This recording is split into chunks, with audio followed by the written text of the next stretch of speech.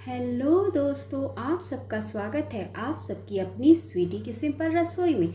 तो स्वीटी की सिंपल रसोई में आज मैं बनाने वाली हूँ खाखरी, वो भी बहुत ही लेयरदार। तो चलिए हम देख लेते हैं कि खाखरी बनाने के लिए हमें किन किन सामग्री की आवश्यकता पड़ेगी। आइए। तो दोस्तों, खाखरी बनाने के लिए हमें जिन जिन चीज़ों की ज़रूरत पड़ेगी वे है मैदा तकरीबन मैंने 500 ग्राम के करीब ले रखी है। और हमने ले रखी है 1 कप के करीब पानी। ये बिल्कुल ठंडी पानी है, फ्रिज से निकाली हुई। हमें ठंडे पानी का ही उपयोग करना है, नॉर्मल पानी का नहीं। और हमें चाहिए घी बिल्कुल जमी हुई होनी चाहिए। ये तकरीबन 8 से 9 चम्मच के करीब हमें घी लगेगी। और हमें चाहिए 5 से 6 चम्मच के करीब रिफाइन ऑयल, नमक स्वाद अनुसार, चीनी 1 चम्मच के करीब, अजवाइन 1/2 चम्मच के करीब, बेकिंग पाउडर 1 चम्मच के करीब, बेकिंग सोडा 1/2 टीस्पून यानी पिंच से 2-3 चुटकी। तो चलिए दोस्तों, हम खाखरी बनाना शुरू करते हैं। तो दोस्तों, खाखरी बनाने से पहले हम एक कप ले लेंगे, कप कटोरा जो भी हो ले लीजिए। उसमें हम पहले ये जो रिफाइन ऑयल 5 से 6 चम्मच के करीब जो रिफाइन ऑयल हमने रखी है उसे हम इसमें इस तरह से डाल देंगे। इसी में हम ये जो हमने बेकिंग सोडा ले रखी थी उसे भी डाल देंगे। और ये 1 चम्मच के करीब जो बेकिंग पाउडर ले रखी थी उसे भी इसी समय इसमें डाल देंगे। और ये जो हमने 1 चम्मच के करीब चीनी ले रखी थी उसे भी इसमें डाल देंगे। और आप अपने मैदे के अकॉर्डिंग जैसा आप स्वाद में पसंद करते हो उस हिसाब से आप इसमें नमक भी मिला दें। तो मैं तकरीबन 1 चम्मच के करीब इसमें नमक मिला देती हूँ। अब इन सबको हमें क्या करना है, पूरे अच्छे से मिला देनी है, यानी हमें चीनी को पूरे अच्छे से घोल देना है इसमें, जब तक हमारी चीनी अच्छे से घुल ना जाए।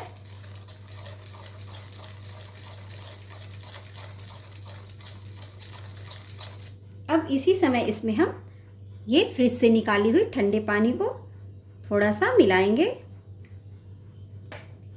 और इन सबको हम अच्छे से मिला लेंगे।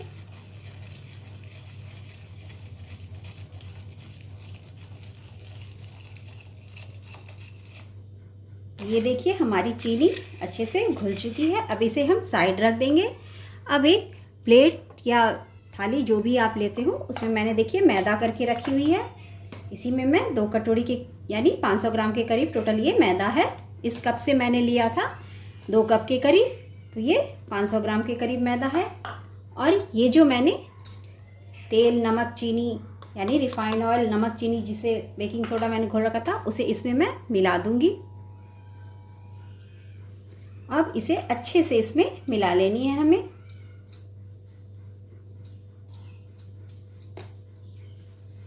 पूरे अच्छे से इस मैदे में, बड़ी बर्तन का ही उपयोग कीजिएगा, छोटे बर्तन में, क्योंकि फिर इसे हमें अच्छे से मैश भी करनी है। तो इसलिए बड़ी बर्तन रहेगी तो आपको इसे गूंदने में सुविधा रहेगी। इसलिए मैंने यहाँ थाली का उपयोग किया है। आप कोई भी बड़ा सा बर्तन ले सकते हैं। ये देखिए सबको अच्छे से हमें पूरे अच्छे से इसमें मिला देनी है।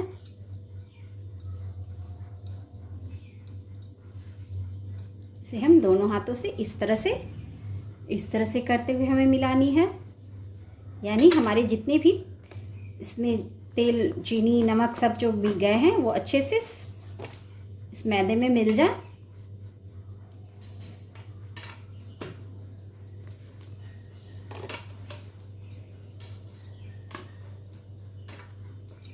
आप चाहे तो आटे का भी बना सकते हैं, लेकिन मार्केट में आपको मैदे की ही मिलती है, इसलिए मैं आपको मैदे का ही बना के दिखला रही हूँ।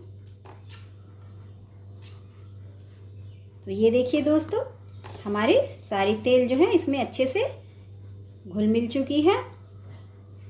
अब हमें इसकी एक डो तैयार कर लेनी है। वो भी डो कैसी, जैसे हम नॉर्मल रोटी के लिए आटा सानते हैं उसी तरह से, ना बहुत ज़्यादा कड़ी ना बहुत ज़्यादा मुलायम, जैसे हम नॉर्मल। तो ये देखिए दोस्तों, हमारी आटा गूंथकर पूरी अच्छे से रेडी हो चुकी है। ये देखिए, अब हमें इस समय क्या करना है, जब हमने आटा गूंथ लिया तो इस तरह से देखिए हमें 3 से 4 मिनट के करीब इस तरह से आटे को खींचते हुए, जैसे मैं कर रही हूँ उसी तरह से तकरीबन 3 से 4 मिनट के करीब इस तरह से इसे बहुत ही सॉफ्ट कर लेनी है। इस तरह से मथते हुए इसे हम इस तरह से खींचेंगे और फिर वापस लाकर फिर इस तरह से गूंद लेंगे। फिर इसी तरह से करते हुए जब तक ये जैसे इस तरह से करने पे अभी ये टूट रही है ना, और इस तरह से हम करते करते इतना इसे स्मूथ बना लेंगे कि ऐसे करने पर ये टूटे ना। तो उतना तक हमें इसे इसी तरह से 3 से 4 मिनट करेंगे तो हमारा आटा बिल्कुल उसी तरह से परफेक्ट हो जाएगा। यानी कि अगर उसे हम इस तरह से तीरने पे भी वो टूटेगी यानी बिखरेगी नहीं। तकरीबन 3 से 4 मिनट के करीब इसे इस तरह से करती रहनी है। हमें इसे इस तरह से करते हुए तकरीबन 3 से 4 मिनट के करीब हो चुके हैं। अब हमारी डो देखिए काफ़ी सॉफ्ट हो चुकी है।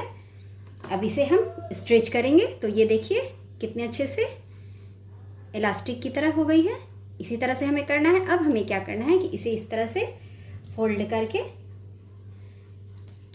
एक बाउल में इस तरह से रखकर इसे हमें 10 मिनट के करीब ढककर इसे हमें रख देनी है। और 10 मिनट के बाद जब ये आटा अच्छे से सेट हो जाएगी तब इसकी हम खाखरी बनाना शुरू करेंगे। और हाँ दोस्तों, इसमें तकरीबन मुझे 1 कप से थोड़ी कम पानी लगी है, क्योंकि देखिए मैंने 1 कप लिया था, इसमें मुझे मतलब तकरीबन 4 से 5 चम्मच के करीब पानी बच चुकी है।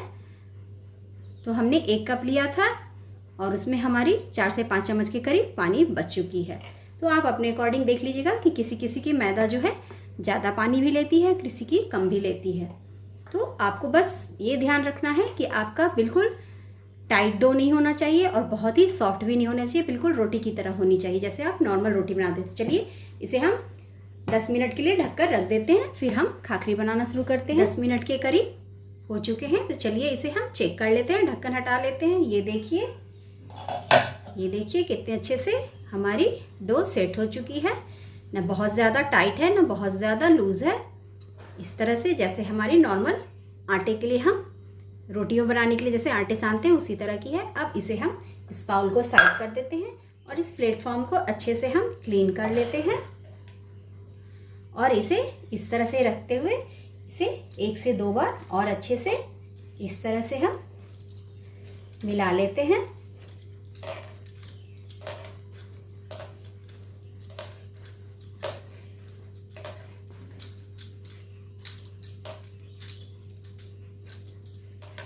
ये देखिए दोस्तों, हमारी डो बिल्कुल रेडी है। अब हमें इसकी एक रोटी बना लेनी है बड़ी सी। इस सारे डो को हमें बेल लेनी है बेलन की सहायता से। और हाँ, इसकी मोटाई हमें जैसे हम नॉर्मल रोटियां घर में बनाते हैं उतनी ही मोटी होनी चाहिए, बहुत ज़्यादा मोटी भी नहीं और बहुत ज़्यादा पतली भी नहीं। आमतौर पे जैसी रोटियां हम घरों में बनाते हैं उतनी ही मोटी होनी चाहिए।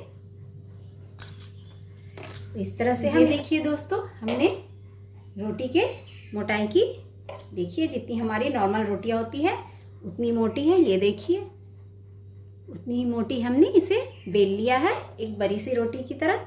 अब ये जो हमने घी ले रखी थी बिल्कुल जमी हुई घी, इसे हम बीच में इस तरह से सारे घी को यहाँ पर डाल देंगे।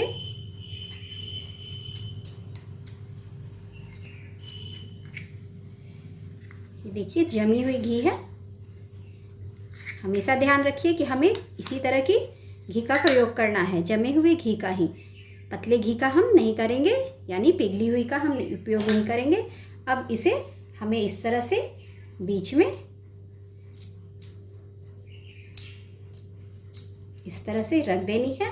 अब हमें क्या करना है कि इस किनारे से इस तरह से और फिर इस किनारे से इस तरह से लेकर हमें इसे पॉकेटनुमा बना देनी है, यानी इसे हमें बंद कर देनी है। ये देखिए इस तरह से बंद करने के बाद अब इसे हमें फिर से 5 से 10 मिनट के लिए ढककर एक बर्तन में इस तरह से इस बर्तन में फिर से हमें ढककर इसे हमें 5 से 10 मिनट के लिए फ्रिज में रख देना है, जिससे ये अच्छे से पूरी फिर से सेट हो जाए। क्योंकि इसके अंदर की जो मक्खन है वो पिघलनी नहीं चाहिए, यानी घी जो हमने डाल रखी है वो पिघलनी नहीं चाहिए, तो इसलिए इसे हम 5 मिनट के लिए फिर से फ्रिज में रख देंगे। तो चलिए इसे हम 5 मिनट में के लिए फ्रिज में रख देते हैं। फिर इसके बाद फिर से हम इसकी रोटी बनाएंगे पतली सी, और फिर इसी तरह की प्रोसेस हमें 2 से 3 बार करनी है। यानी इसे हम फ्रिज से निकालेंगे, फिर इसकी हम रोटी जैसी बेलेंगे, फिर इसे हम जिस तरह से फोल्ड किए हैं 4 फोल्ड, उसे फिर फोल्ड करेंगे, फिर इसे हम फ्रिज में 5 मिनट के लिए रख देंगे। 5 से 10 मिनट के लिए भी आप रख सकते हैं, जितनी देर रखिएगा उतना ही अच्छा होगा, क्योंकि हमारी जो अंदर की जो घी है वो बहुत अच्छे से सेट रहेगी और हमारी लेयर बहुत अच्छे से खुलकर आएगी। तो दोस्तों ऐसा हमें 3 से 4 बार के करीब करना है। आप उसे ज़्यादा भी कीजिएगा तो और अच्छी आपकी बनकर आएगी, लेकिन मैं 3 से 4 बार ही करूँगी। चलिए तो इसे मैं फ्रिज में रख दे। देखिए दोस्तों, इसे फिर से रखे हुए 5 मिनट के करीब हो चुके हैं। अब ये अच्छे से ठंडी हो चुकी है। अब इसे हम निकाल कर फिर से हम बेल लेते हैं। अब इसे सीधे की ओर बेलेंगे और बहुत ही आराम से बेलेंगे, हल्के हाथों से।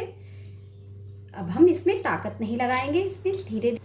तो ये देखिए दोस्तों, ऐसा करते हुए हमें 4 बार हो चुकी है। ये हमने फिर से फ्रिज से निकाल लिया है। यानी हमने बार बार बेल कर इस तरह से, जैसे मैंने फर्स्ट टाइम आपको बताया था, उस तरह से फोल्ड कर लिया है। अब ये 4th टाइम है, इसे हम फिर से इस तरह से बेल लेते हैं।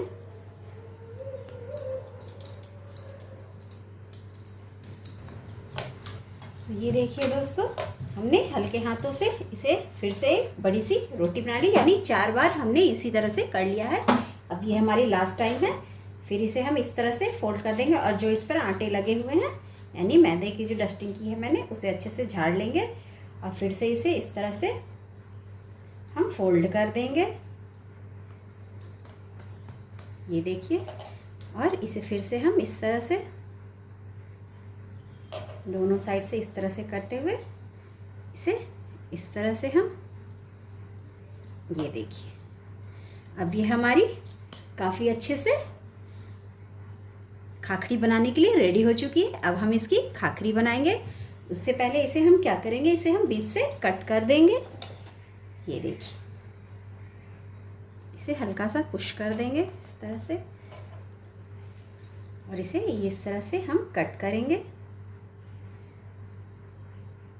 हल्के हाथों से इस तरह से।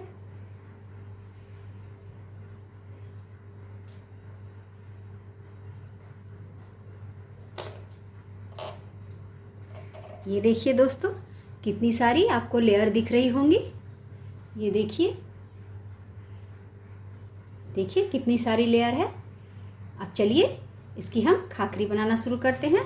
तो इसे हम अभी साइड में रख लेते हैं, और यही जब हम इसे बेक करेंगे तो हमारी बहुत सारी परतें खुलकर आएंगी और हमारी खाखरी बहुत ही क्रिस्पी और बहुत ही लेयरदार बनेंगी। तो चलिए इसकी हम अब खाखरी बना लेते हैं। तो इसे हम इस तरह से रखकर बेल लेते हैं।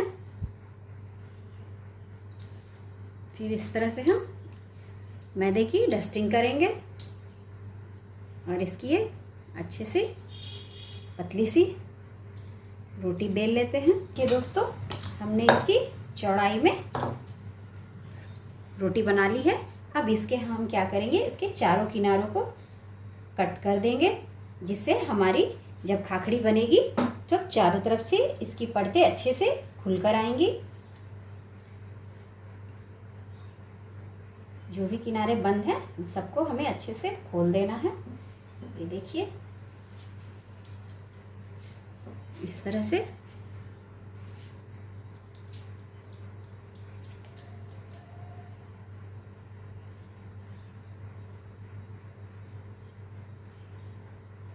ये देखिए इस तरह से,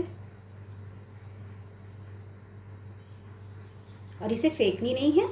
ये जो हमारी एक और बची हुई है, इसके अंदर हम इन सबको डाल देंगे। ये भी हमारी लेयर में ही आ जाएंगी और इसे भी हम बेल देंगे। अब क्या करनी है, इसे अंदाज से आपको जितनी लंबी चौड़ी जैसी आपको पीसेज में कट करनी है वैसे काट लेंगे। तो मैं इस तरह से चौड़ाई में कट कर रही हूँ। तो ये देखिए दोस्तों, हमारी टोटल 24 खाखरी बनकर रेडी हो गई है। अब हमें क्या करना है, कि हमें 1 से 2 चम्मच के करीब दूध लेनी है और इसमें 1 चम्मच के करीब हमें पूरी 1 चम्मच भरकर हमें चीनी डालनी है और इसे अच्छे से मिला लेना है।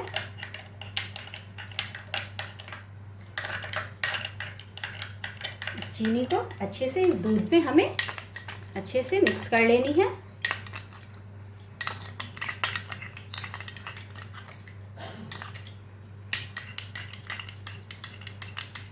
नॉर्मल दूध लेंगे, गर्म दूध नहीं होनी चाहिए, ना बिल्कुल ठंडी ना बहुत गर्म।